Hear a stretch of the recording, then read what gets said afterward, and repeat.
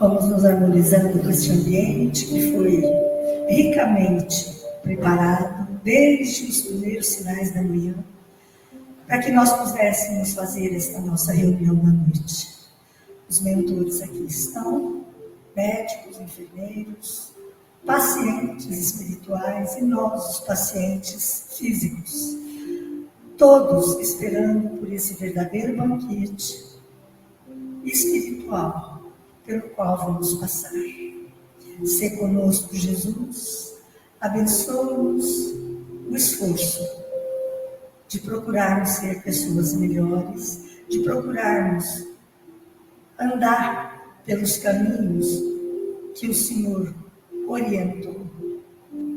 E ajuda-nos a que sejamos companheiros, por assim dizer, de Ismael, no esforço de fazer com que este nosso país venha a ser o coração do mundo e a pátria do Evangelho. Sê conosco, Jesus, e abençoa a nossa reunião. Que assim seja. O nosso estudo de hoje é sobre a lei de ação e reação. Tá? A gente ouve falar muito disso, né, na casa espírita, né? Principalmente quando a gente está sofrendo, né? Mas como que os nossos atos, né, podem definir o nosso destino, ou como define, né? Isso que é a intenção desse estudo hoje. Qual a relação dessa lei de ação e reação com a lei de liberdade, né, com o nosso livre-arbítrio, e com a reencarnação, né, e com as leis divinas de um modo geral, tá? Essa que é a intenção desse estudo de hoje, para a gente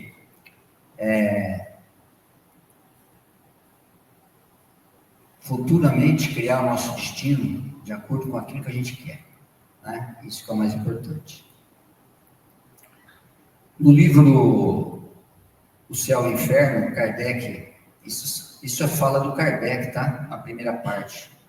Ele diz que, sendo infinita a justiça de Deus, o bem e o mal são rigorosamente considerados, não havendo uma só ação, um só pensamento mau que não tenha consequências fatais. Como não há uma única ação meritória, um só bom movimento da alma que se perca. Ou seja, tudo que a gente cria no universo vai ter uma consequência, né?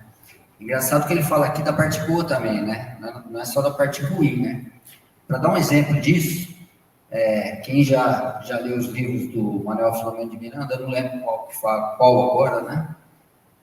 Que ele diz do desencarne e do Dr. Bezerra de Menezes, né? E quando ele acordou lá, né? A Celina acordou ele estava no quarto, logo que ele chegou no plano espiritual, e ele perguntou onde ele estava e perguntou que barulho era aquele que ele estava ouvindo. E aí ela convidou ele até a janela. E ele foi até a janela e viu uma multidão de espíritos, né, que estavam saudando a chegada dele. E ele não entendeu e perguntou para ela, quem são eles, né?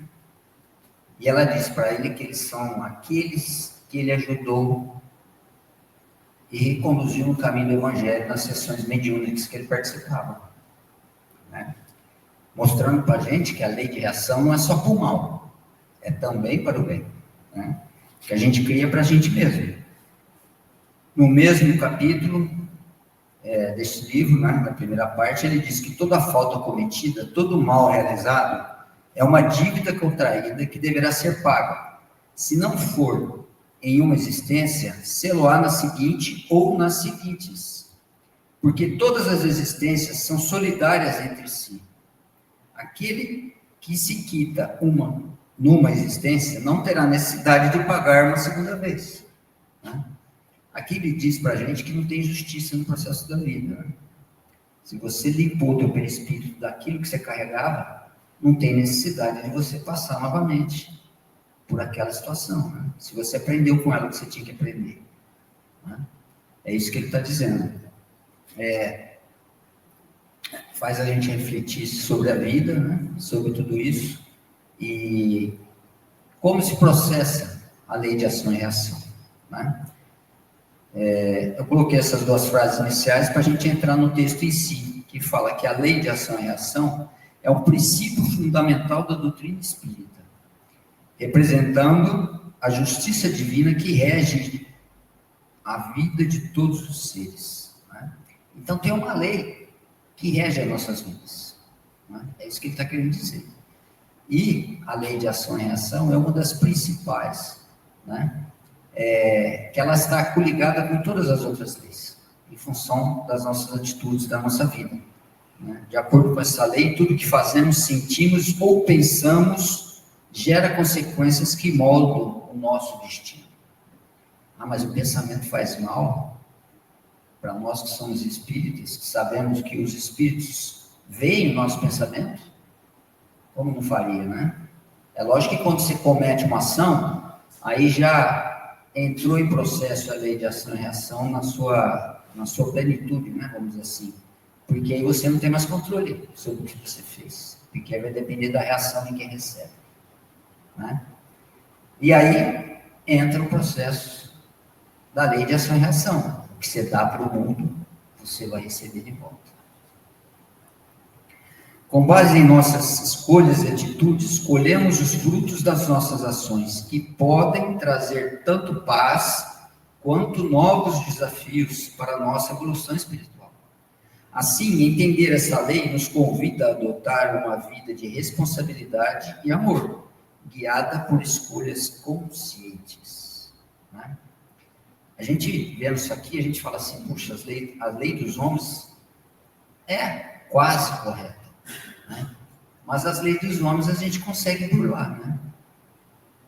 A gente consegue, se quiser, né? Usando a inteligência, usando às vezes das brechas da própria lei, né?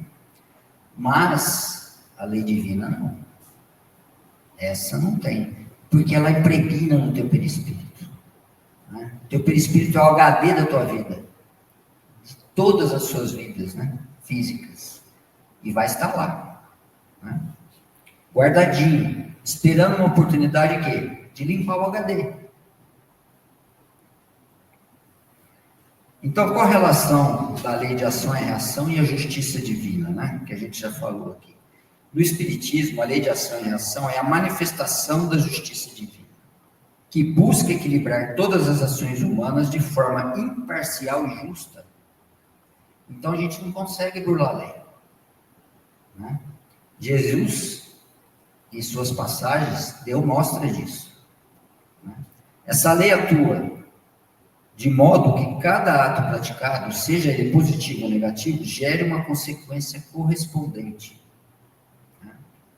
Isso é simples, a gente vê isso na vida social nossa, né? De acordo com as tuas atitudes, na vida profissional, geram consequências, né?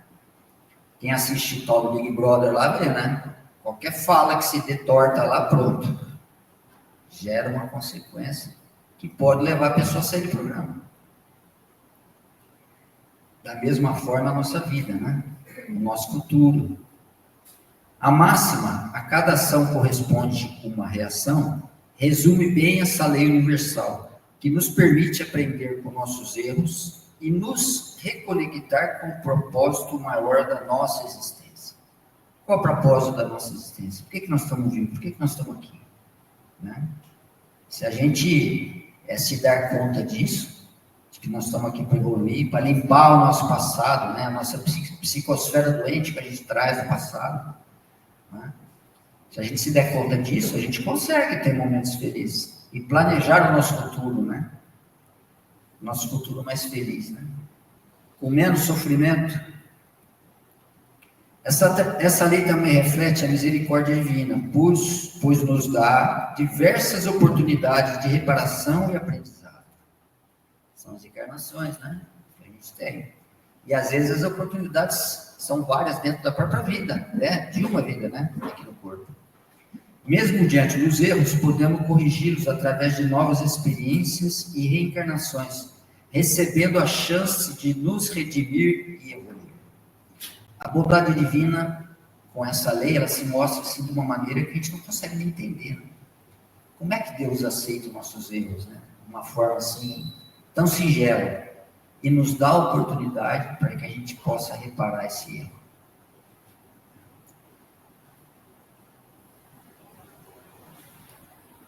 Daí entra o papel do nosso livre-arbítrio nessa história toda, né? Que é a lei de liberdade. O livre-arbítrio está descrito na lei de liberdade, né? E nas escolhas espirituais, né, que a gente tem. Então, um aspecto essencial da lei de ação e reação é o livre-arbítrio. Por quê? Não é você que decide a tua vida. Tudo não é você. Ah, mas a pessoa me induziu. Mas quem tomou a decisão?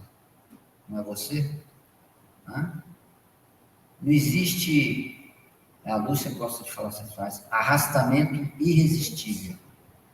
Isso está na lei. Está lá nesse capítulo da lei de liberdade. Né? Nós somos responsáveis por tudo que nós fazemos. O Espiritismo ensina que todos os espíritos possuem a liberdade de escolher seus atos e caminhos. Isso é uma lei divina. Deus nos coloca aqui, nós planejamos a nossa reencarnação, participamos dela, damos um palpite e chega aqui. Nós estamos livres para fazer aquilo. Completamente livres. Esse poder de escolha torna cada indivíduo responsável pelas consequências de suas ações. Né? O livre-arbítrio, portanto, é a ferramenta que permite que cada um de nós escreva o próprio destino, influenciando a nossa vida atual e a nossa vida futura. Né? O que nós criamos hoje para nós, o que nós damos hoje, vai repercutir no nosso futuro, na nossa próxima reencarnação. Né? O Espiritismo é muito claro com isso, com a gente. Né? Por que a gente não presta mais atenção nisso? Né? É lógico que não é fácil. Aquilo que a gente carrega interiormente é difícil de ser mudado. Os nossos defeitos íntimos, né, que a gente tem, o nosso egoísmo, nosso orgulho. Mas a gente tem que começar a pensar nisso, porque senão a gente vai ter que voltar de novo, porque senão a gente perde essa oportunidade que a gente está tendo. Né? E a gente não sabe quando a gente vai poder voltar novamente. Né? Eu sempre falo isso, já pensou? Que pai e que mãe vai me querer como filho? Pensa você sobre isso. Né? Você tem que arrumar um pai e a mãe que vai te aceitar. Já começa por aí. E hoje é difícil, hein? Que casalzinho hoje quer ter filho. Assim, o livre-arbítrio nos coloca em uma posição de responsabilidade espiritual, onde cada decisão impacta nossa evolução. Impacta no sentido de te levar para frente ou de empacar também, né? Dependendo do que você faz. Você pode empacar e não sair do lugar, né? Escolher o bem, buscar o amor e a compreensão são formas de criar um futuro espiritual mais leve e harmônico, enquanto as escolhas contrárias nos expõem a experiências difíceis, mas necessárias ao aprendizado. Quando a gente fere a lei divina, não importa no que, né? A gente tem que reparar isso, porque se a gente feriu e não se tocou, né? A gente carrega essa marca conosco. Esse remorso uma hora vai vir. Né? E você vai ter que reparar esse erro. Não importa em qual situação da lei você, né? Você burlou, você feriu. Né? E é uma condição que a tua felicidade depende disso. Você não vai ser feliz enquanto você não libertar disso, das suas mágoas e tudo mais. Né?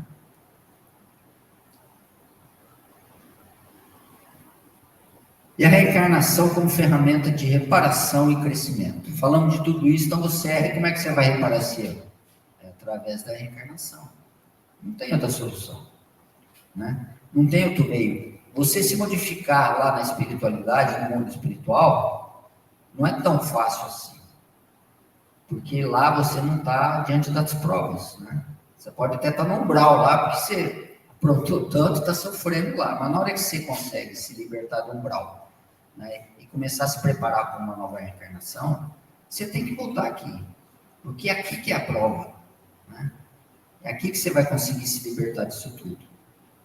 Aqui que você vai encontrar seus inimigos, né, espirituais, que normalmente estão dentro da família. Né? E é aqui.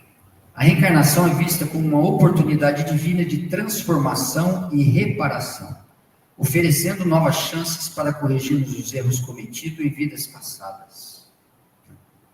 Aí você fala assim, nossa, do jeito que acontecem as coisas comigo, então eu não fui flor que se cheire, com certeza. Com certeza. Não foi mesmo. Depois eu vou contar duas historinhas aqui.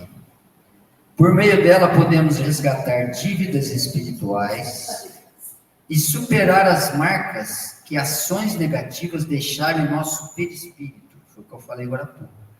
O elo entre o corpo e a alma que carrega nossas memórias espirituais. O perispírito é o HD, né? Que eu falei, como disse. Ele carrega tudo o que você fez, o que você construiu de bom e também o de ruim, né? E aí, como é que faz lá quando chega lá? Pesa na balança? Né? Como é que faz? Dependendo do que você feriu nas leis divinas, você pode se dar conta no umbral, né? Se você vivencia isso na sua mente ainda com uma coisa correta, né? Você não se arrependeu, você vai vivenciar aquilo na sua vida. E as consequências se você feriu alguém, né? Pode estar lá te esperando, né? Quando você deixar o corpo.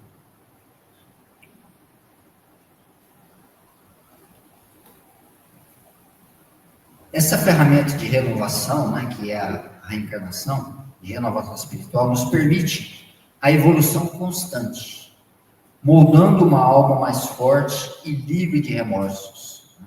Como é que molda uma alma mais forte? Se eu aprontei pra caramba, aí eu consegui um pai e a mãe para me receber, aí me preparo tudo, né? Aí o que acontece? Os pais vão moldar o teu espírito na tua infância, na evangelização. Isso vai moldar o teu espírito, porque na hora que você realmente completar a tua reencarnação, que você começar a mostrar a tua personalidade, né, o que você é, você vai ter uma base que a família te deu. Então tudo isso é planejado na nossa reencarnação, antes da gente vir para cá, para você conseguir superar aquilo que você não conseguiu em outras encarnações. A cada vida o espírito adquire conhecimento e trabalha para se aperfeiçoar, curando as cicatrizes deixadas por experiências anteriores e aproximando cada vez mais da perfeição. É para isso que a gente vive, né? E tem muito espírito que a gente já tem nessa mediúnica que nem sabe que morreu, e continua vivendo porque não via, né? E não sabe mesmo. E se não sabe nem que morreu, que deixou o corpo, como é que vai lembrar do passado? Né? Mais complicado ainda. Para ilustrar a reencarnação, eu trouxe dois casos aqui, que foram descritos pelo irmão X, né? São dois livros, que é o Humberto de Campos, né? Que é o médico que recebeu os livros. Esse livro é o Contos desta e de outra vida. Tá, do irmão X, é um caso lá que tem um tipo de verdugo e vítima. Tá? Então, vou resumir rapidamente aqui para não ficar longo. Tá? O rio transbordava. Era um local ribeirinho, né, de casa simples e tudo mais. Estava tendo uma tempestade muito forte. Muitos estavam deixando suas casas, saindo correndo. Né? Pessoal muito simples. E tinha Quirino, que era um jovem barqueiro, né, que tinha 26 anos, isso foi no sertão, né, e que ele estava com um plano sinistro na cabeça, né, porque tinha um senhorzinho que se chamava, cadê o nome dele? Deixa eu achar. Licurgo. O senhor Licurgo era um senhorzinho velho, já de 70 anos, e que acumulou dinheiro em casa, vivia sozinho, né? Uma casinha ali próximo do rio também, né? Era uma casinha, lógico, um pouco melhor, mas também estava sendo assediada pelo rio, né? Estava uma grande enchente, né? Então, o tal do Quirino, né, pensava assim: o velho será atingido na certa. É a primeira vez que surge uma cheia como esta. Agarrado aos próprios haveres, será levado de roldão. E se as águas devem acabar com tudo, por que não me beneficiar da grana dele? O homem já passou dos 70, morrerá a qualquer hora. Se não for hoje, será amanhã, depois de amanhã. E o dinheiro guardado?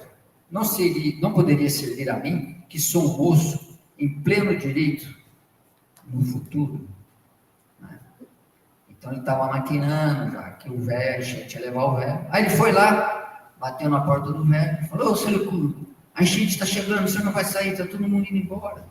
Né? Ele falou: não vou sair. Eu moro aqui há muito tempo, confio em Deus e confio, né, no rio. Não sairei de maneira nenhuma. Não vou deixar minha grana, né? E aí ele tentou ainda, falou: mas eu vim aqui fazer um favor para o senhor, tentar tirar o senhor daqui. Ele falou: agradeço, mas não sairei, não deixarei nada que é meu. E aí o tal do querido deu um chute na porta, né? Saiu fora de si e acabou estrangulando o velhinho. E jogou o velhinho no rio, pegou tudo que ele tinha, o velhinho, né? Ajeitou a casa lá, deixou a casa como se tivesse acontecido nada, e foi embora, né? Enganou as leis dos homens, mas não as leis divinas, né? Passado algum tempo, né? O remorso não saía da cabeça dele, né? E ele diz aqui no texto: passado algum tempo, o homicida não vê que uma sombra lhe esgueira a retaguarda. Era o espírito do Licurgo que acompanhava o tesouro. O espírito, ele começou a acompanhar o que era dele. Tem muito espírito assim, né? Que batalha, cria fortuna, depois desencarna, não quer deixar a fortuna, não quer deixar para trás. E ficou ao lado dele o tempo todo. E ele, né, pressionado pelo remorso e pelo assédio do espírito que estava sempre com ele, mudou de cidade, foi para uma cidade maior, abriu um negócio lá, uma casa comercial e tal, se casou, né, procurando esquecer o próprio arrependimento, né, mas acaba recebendo um filho em casa, né, e esse filho era o velho Licurgo, reencarnado, o seu primeiro filho. Essa é uma lição que nos mostra que a lei de ação e reação, quando se torna um processo obsessivo, quando você faz mal para alguém, esse alguém não aceitou e depois começa a te perseguir, né? Quando te acha. Essa situação, em 90% dos casos, só vai ser resolvida dentro da família. Então, normalmente o espírito reencarna dentro da família. Para quê? Para se criar, né, o sentimento de amor que eles não tinham pelo outro. Esse é um caso, tá? Que eu quis mostrar que é um caso que existia um processo obsessivo. Agora, um caso de não, né? Onde não tem um processo obsessivo, que é o nome de Dívida e Resgate, é do livro Contos e Apólogos, capítulo 23, tá? Que também é do irmão X. Era antevéspera de Natal de 1856. Dona Maria Augusta era dona de uma fazenda, né? Estava lutando, que ela tinha ficado quase um ano fora, na corte, né? Naquela época era a corte, onde os ricos, né, os fazendeiros tiravam férias, né? E quando ela chegou, quando a dona da fazenda chega depois de um tempo, todos os escravos vão lá, né, tomar a bênção da matrona, né, como se dizia. Então ela recebia lá 62 cativos na casa que ela tinha, né,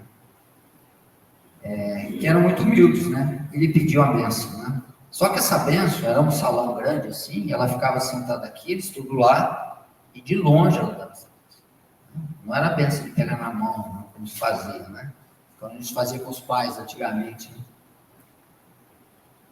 E aí o pessoal vinha, se ajoelhava perto dela, passava na frente dela, dizia: louvado seja nosso Senhor Jesus Cristo, Senhor. E ela respondia com terrível severidade, né? Uma voz de imponência, né? Louvado seja. E assim ia. Mas tinha uma mocinha que ficou lá no fundo, que ficou por último, né? Que era a Matilde, que estava com 2 crianças recém-nascidas. e estava sendo guardada ali pelo capataz dela, né? Então ela pediu para se aproximasse, aí chegou, a menina se aproximou, e ela, a matrona, né, a dona Maria Augusta, né, no caso, falou para ela guardar as crias na senzala e encontrá-la no terreiro, né? Então ela foi, já era início de noite, né? E foram, se encontraram lá, ela, o capataz e a moça, né? E a Matilde, que foram guiadas pelo capataz, né? Isso era à beira do rio Paraíba, né? Que era um rio que no dia tinha chovido, estava quase transbordando, né? Um rio quase transbordando, e muito caudaloso, né? E ela perguntou: diga de quem são essas duas crias, nascidas em minha ausência. O escravo não podia nem ter filho longe, né? Da dona, né? Ela falou: de Eusico, senhora, que era o filho dela. E ela: miserável, meu filho não me daria semelhante desgosto. Nega essa infâmia. Quer dizer, o filho não fez nada, ela tinha que negar. Como ela não negou, né, ela disse que você nunca mais verá essas crianças que eu odeio. Né? Você não quero que você mais aqui com essas crias, e as suas crias, não quero você mais aqui. Essas suas crias serão entregas à venda. Ela ia vender as crianças. Né? E ela pedia, né, que ela não fosse expulsa, né, da fazenda, e nem dos filhos, né? Ela falou: de hoje em diante, você está livre, desavergonhada, né? Chamava ela. Livre você poderá trabalhar em outra parte, qualquer outra parte, e poder comprar os seus rebentos malditos. Né? Então ela teria que trabalhar para comprar os filhos de volta. Ela falou: ajude-me, senhora, se é assim que darei meu sangue para rever meus filhinhos. Né? Mas, com a maldade que tinha no coração, né? Ela fez um sinal, né? O capataz deu uma chicotada nela e ela caiu dentro do rio, né? E acabou se afogando. E ela gritou: socorro, socorro, meu Deus, valei-me, nosso Senhor. E depois de algum tempo, né? Era apenas um cadáver de mulher que descia rio abaixo, ante o silêncio da noite. 100 anos se passaram, exatamente 100 anos. E na antevéspera do Natal de 1956, 100 anos depois, a dona Maria Augusta tinha reencarnado, né? E vivia na cidade de Passa Quatro, em Minas Gerais, Santa Rita. Só que agora ela era uma apagada mulher, de rigorosa luta para ajudar o marido na defesa do pão. E ela sofria no lar as privações dos escravos de outro tempo. Então ela sofria tudo que ela provocou dos escravos, né, naquela época. Era a mãe padecendo de aflições e sonhos, meditava dos filhinhos ante a expectação do Natal. Quando a chuva sobre o telhado se fez mais intensa, o horrível temporal desabou na região. Agora alagava tudo em derredor da casa singela, da casa dela. A pobre senhora, vendo a água invadir-se o reduto doméstico, avançou para fora, seguida do esposo e das crianças. Mas as águas subiu sempre em turbilhão, envolvente e destruidor, e acabou arrastando ela. E ela gritava: socorro, socorro, meu Deus, valei-me, nosso Senhor. Exatamente igual a moça falou. Todavia, decorridos os momentos, apenas um cadáver de mulher descia corrente abaixo, ante o silêncio da noite. Exatamente igual ocorreu com a outra moça. A antiga situação do Vale do Paraíba resgatou o débito que contraíra perante a lei de ação e reação. Então, essa é uma situação onde não existe, né, a perseguição. A moça poderia até se tornar, né, uma obsessora dela, né? Mas não foi isso que aconteceu. Então, da mesma forma, ela passou para a situação que ela mesma criou. É lógico que isso não é uma regra. Cada situação é uma situação. Eu tive uma situação no atendimento que eu fiz uma vez, que era um espírito que não aceitava de maneira nenhuma o desencarne dele. Mas estava muito relutivo, né?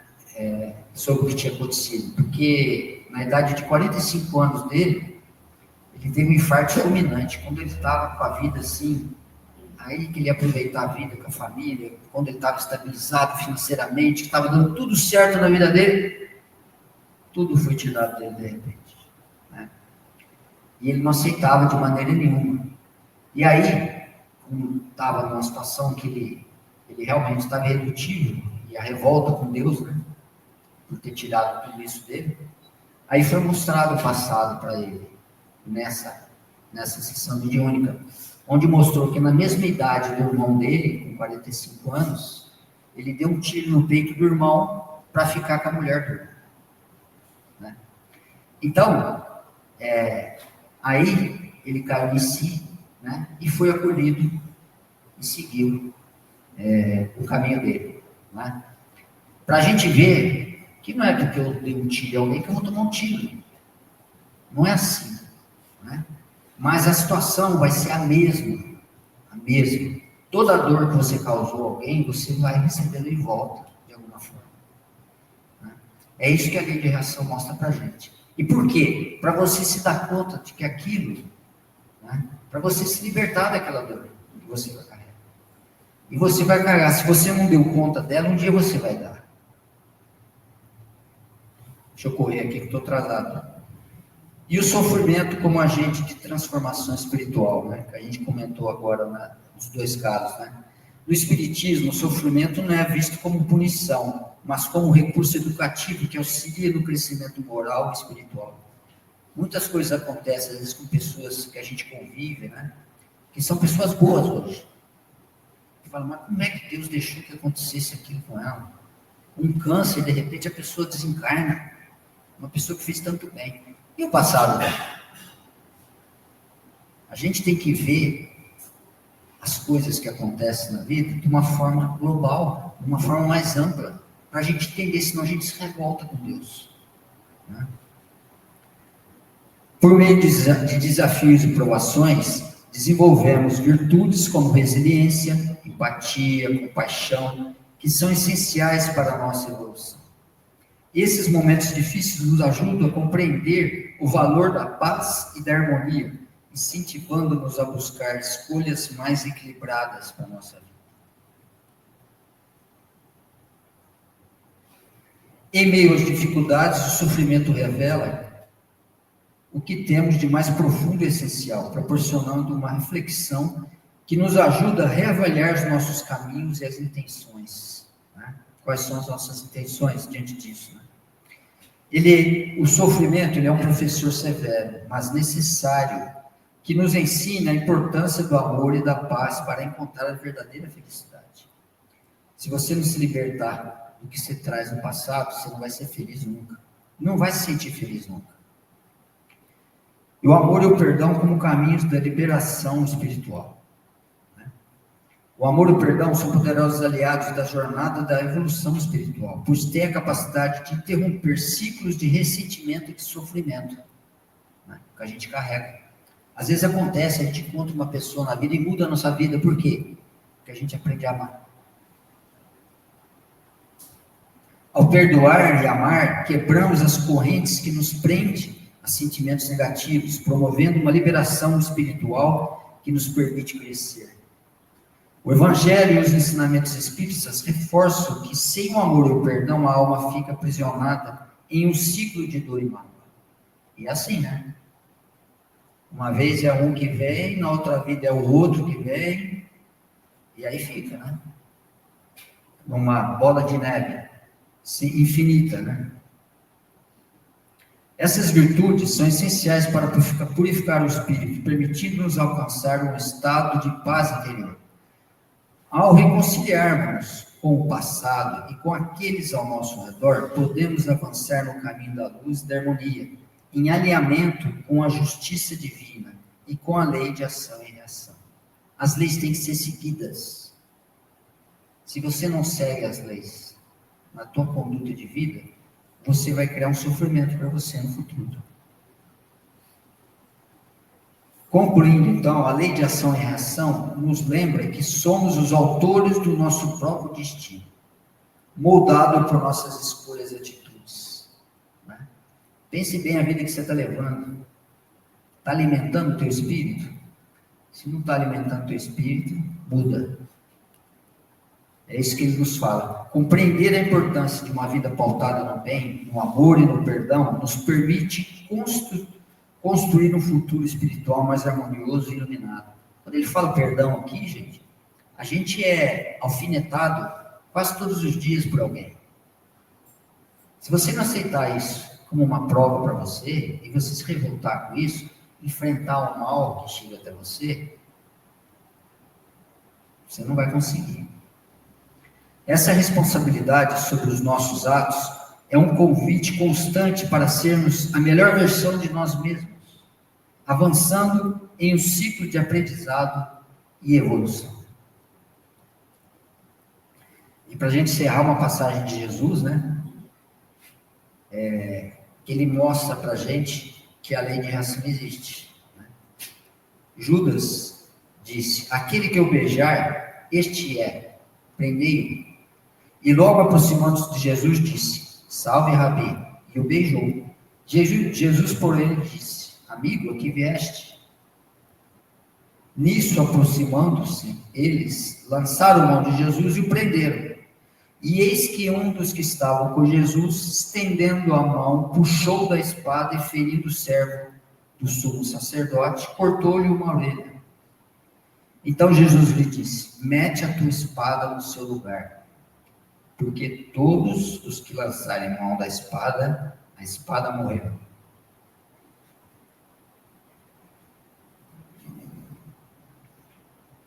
Lucas informa que em seguida Jesus tocou a orelha do homem e a curou.